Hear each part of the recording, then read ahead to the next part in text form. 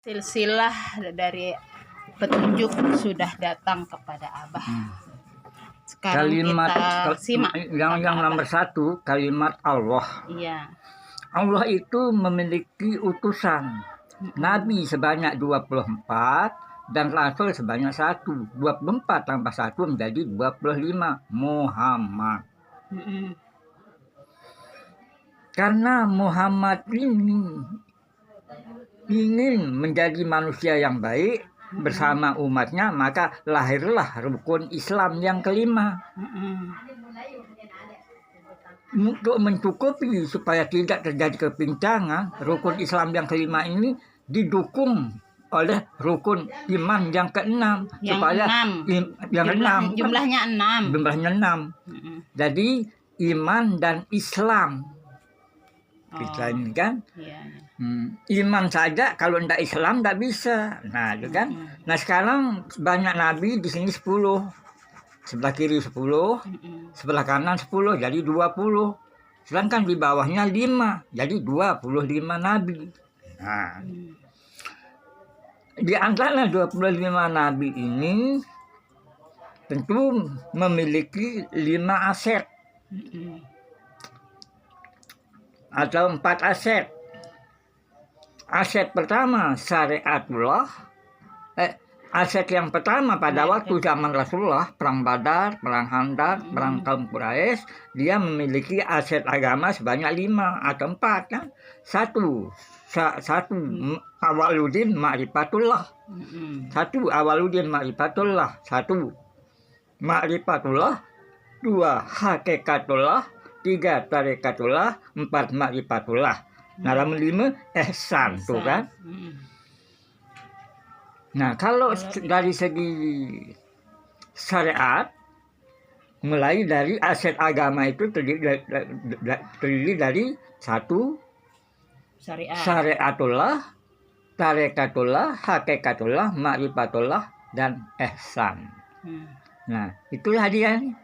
Nah, ini yang 5 inilah, karena pada waktu zaman Rasulullah dianjurkan dulu, pada aset agama yang dulu dianjurkan awaludin ma'rifatullah. Kita betul-betul mengenal Allah dulu. Ya, baru berbicara tentang sholat. Baru yang lainnya.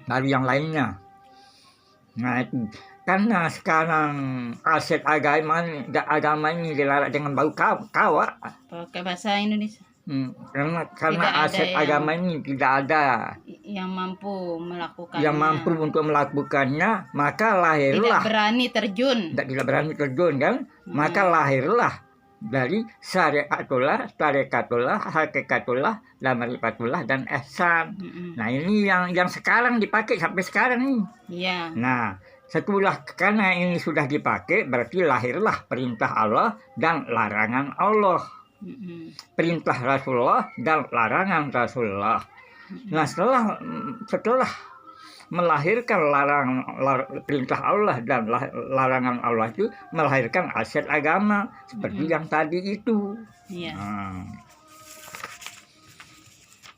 Aset agama itu sudah dijelaskan tadi kan, 5 ma'rifatullah dan seterusnya kan. Nah, sekarang aset agama ini mempunyai dasar awaludin ma'rifatullah. Pertama, kita mengenal Allah. Iya. Aset agama yang dulu ini. Iya, betul. Kalau sekarang dasar syariatullah sehingga sulit untuk mengenal Allah. Karena mulai dari syariatullah. Nah, karena sulit untuk mengenal Allah dengan jalan bagaimana? 1 jalan rukun Islam dan jalan rukun iman. Nah, iya langan terkenal nenek nani. Iya, terkenal Allah. Dalam kita kenal Allah. Kalau sudah jalan rukun Islam, itu bahasa Sasak maksudnya. Kalau sudah jalan rukun Islam dan jalan rukun iman, kita mengenal Allah, maka Muhammadlah yang punya, kan? Muhammad yang punya. Jadi Nabi dan Rasul akhir zaman. Jadi Muhammad itu Nabi dan Rasul akhir zaman.